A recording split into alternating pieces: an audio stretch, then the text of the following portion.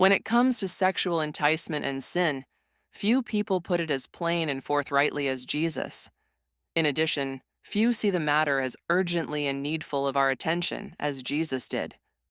Recorded in the Holy Scriptures in the 5th chapter of Matthew's Gospel, Jesus' famous Sermon on the Mount dedicated thorough care to the issue of sexual lust.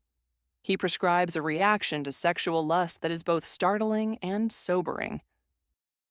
And if thy right hand offend thee, cut it off and cast it from thee. Jesus suggests radical amputation of those vehicles we use to sin. Thus, if our right hand causes us to sin, we should cut it off. Now, lest we physically cut off our hands or pluck out our eyes in desperation, we need to identify what in our lives should be amputated. To help with this identification, consider what triggers you to sin and through what venues you indulge in sexual sin. Is it social media, internet, books, or magazines? Perhaps it's perpetuated by the movies and TV shows you watch, or your habits on searching YouTube.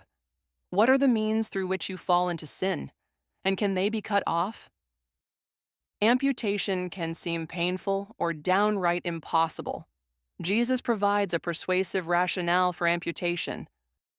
For it is profitable for thee that one of thy members should perish, and not that thy whole body should be cast into hell. His argument rests on weighing the pros and cons. Is it profitable? Consider what you will gain in exchange for the loss. Now, for the common reason we don't radically amputate, we don't want inconvenience.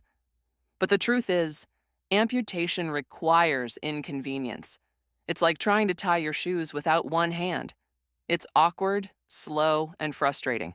We will miss the hand for all the good that it provided. Finally, before we engage in radical amputation, it is important that we have it in proper perspective. We must realize behavior adjustment is not all we desire. Reformation of the heart is our goal. Jesus explains in Matthew 15 that sin originates from the heart. Therefore, our sanctification is primarily inward and gives rise to our outward behavior. Thus, we understand radical amputation to be the first measure in reforming our behavior, but it must be accompanied with inward heart change. In this effort to gain perspective, let's consider what makes behavioral change possible. The wounds and brokenness of Christ's body both declare the seriousness of our sin and provides remedy of our guilt.